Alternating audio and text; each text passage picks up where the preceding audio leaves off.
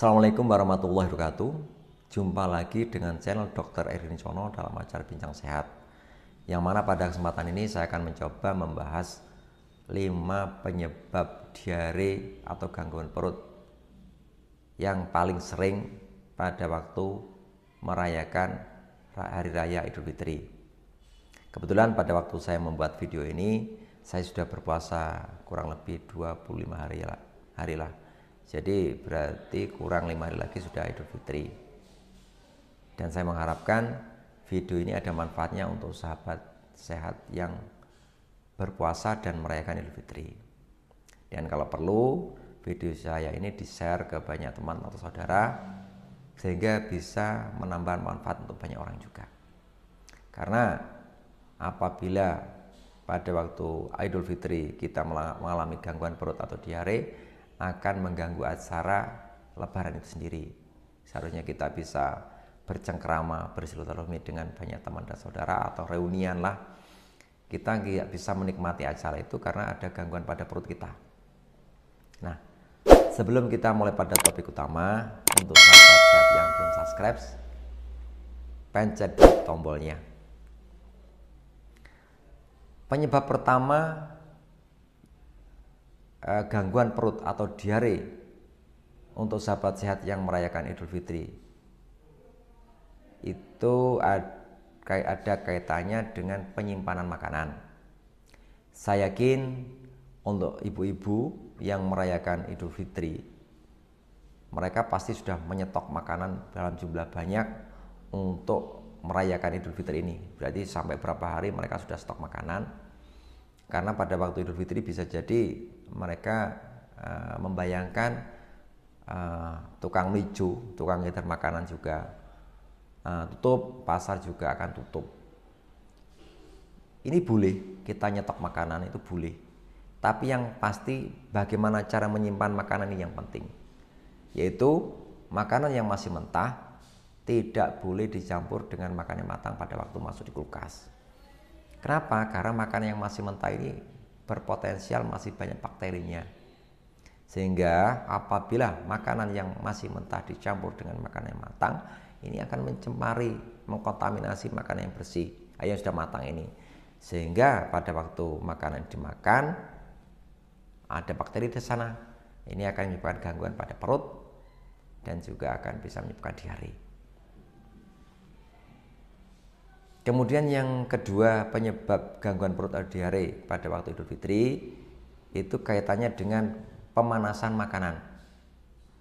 Jadi kalau pada waktu bulan Syawal, saya yakin makanan itu melimpah di rumah.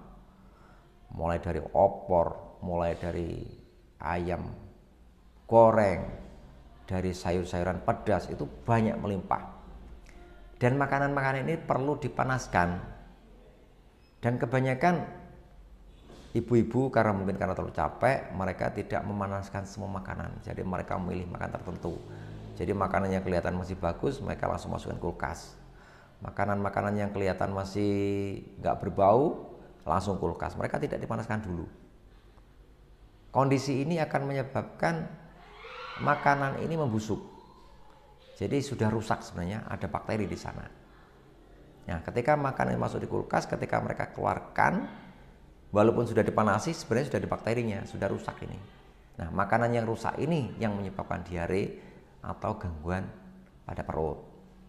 Jadi sebaiknya makanan ini walaupun tidak berubah warna, walaupun tidak berbau, sebaiknya dipanaskan berapa saat. Mungkin 4 jam atau 5 jam sekali. Kemudian yang ketiga, ini kaitan dengan kebersihan. Saya yakin pada waktu bulan Syawal, pada waktu merayakan Hari Raya Idul Fitri, banyak tamu, banyak saudara, dan mungkin bisa jadi kita juga pergi ke rumah saudara, ke tetangga, kita bersalaman dengan banyak orang. Kita mungkin perjalanan juga dapat sangu, megang uang. Dan ketika kita datang ke rumah saudara, kita pas disediakan makanan, apalagi makanan kering, jadi kadang-kadang kita datang duduk, kita langsung ambil makanan, dan tangan kita ini setelah pegang uang, pegang barang, belum cuci tangan, kita langsung pegang makanan. Nah, tangan kita yang kotor ini sebenarnya yang menyebabkan kita mengalami diare atau gangguan perut. Jadi sebaiknya ketika kita datang ke rumah saudara atau ke rumah teman, ada taulan, sebaiknya ketika masuk rumah kita cuci tangan dulu. Supaya pada waktu kita dikasih makan atau kita mengambil minuman, tangan kita dalam keadaan bersih sehingga tidak ada bakteri yang masuk dalam pencernaan kita. Kemudian yang keempat, hati-hati dengan makan yang kita makan. Makan yang kita hindari itu makan yang pedas. Karena makanan-makanan pedas ini akan menyebabkan perut ini, asam lambung akan berproduksi lebih banyak, akan menyebabkan rasa perih di perut, maka perut akan merasa tidak nyaman dan ingin menyebabkan diare. Jadi sebaiknya pada waktu awal bulan Syawal, Idul Fitri, kita menghindari makanan yang pedas dulu. Kita boleh makan pedas, tapi setelah beberapa hari kemudian. Awal-awal kita harus makan normal, makan biasa, sambil menyiapkan kondisi perut ini siap untuk makan istilahnya makan pedas. Kita makan sederhana, makanan biasa yang sehat, nanti diulangi lagi. Pembiasaan.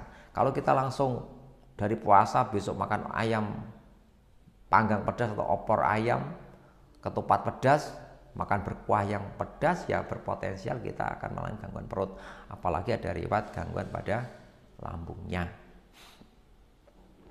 Kemudian yang kelima, sebaiknya kita menghindari makanan-makanan yang terlalu manis. Ini kaitannya dengan glukosa. Jadi kalau kita makan yang manis, saya yakin pada waktu bulan Syawal ini makan hampir semua manis. Mulai dari makanan kering, roti, minuman, sirup-sirup itu semua manis semua. Nah, makanan yang manis ini apabila masuk di dalam pencernaan, glukosa ini akan menyerap cairan atau air ke dalam perut. Nah, penyerapan air di dalam perut inilah yang menyebabkan diare. Jadi sebaiknya makanan yang terlalu manis juga dihindari. Saya rasa itu penyebab diare atau gangguan perut terbanyak. Kalau ringkasnya gampangnya biar sahabat sehat lebih gampang mengingat. Yang pertama, penyimpanan makanan harus dipisahkan antara makanan yang matang dengan yang mentah. Yang kedua, makanan harus dipanaskan dulu sesering mungkin. Kemudian yang ketiga, harus jaga kebersihan dengan mencuci tangan. Yang keempat, hindari makanan-makanan yang pedas. Yang kelima, hindari makanan-makanan yang manis.